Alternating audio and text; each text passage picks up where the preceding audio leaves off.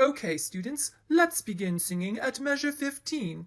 And 1, and 2, and... Good King Wenceslas was down on the feast of Stephen. That's not singing. You sound like a bunch of angry billy goats. Sir? We're alpacas. Well, I know that.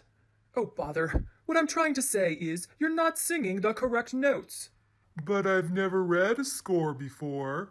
Oh dear, it looks like Ollie has his work cut out for him.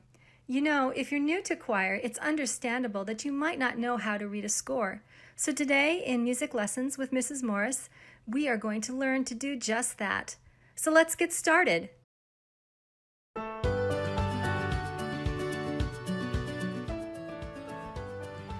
The first thing to notice is that your music is written on a group of lines called a staff.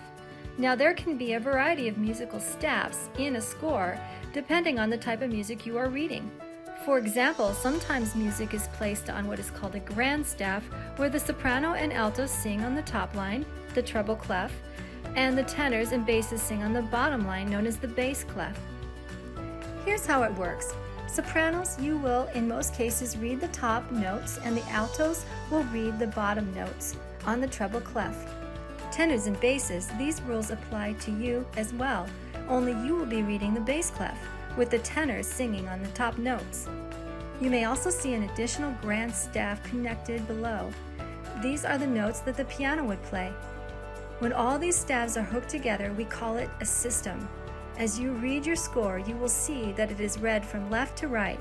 As you come to the end of a page, you would drop down then to the next system and start reading again. Sometimes choral music can look a lot more complicated than the one I just showed you. Perhaps the composer wants to write in more than 4 parts, or the music is polyphonic in nature. Then each voice would have to be placed on a different staff. Here's an example. It is also important to be able to recognize where a specific measure is. Sometimes your director may say, let's start at measure 4, or at rehearsal A. Finding a measure number is as easy as counting 1, 2, 3, 4. And to find rehearsal A, you need only to find the sign in your music, like here. I'm feeling a little bit dizzy from all this information. How am I going to remember all that? Don't worry, Molly. You will be learning and practicing these skills in class. And if you still don't get it, you can always ask your director. I am sure he will be happy to help. Indeed. All right, there are just a few more music signs that I think will help you as you start reading music. This one is called a repeat sign, and basically it means to repeat. You either go back to the very beginning of the song or to the other repeat sign. The next is first and second endings. The first ending has a repeat, which means you go back and repeat the section again. But the next time you arrive at the first ending, don't sing it. Instead, skip it and sing the second ending. Then continue on in your music. And last but not least, this is called the double bar line, which means the end. And that's the end of our show today.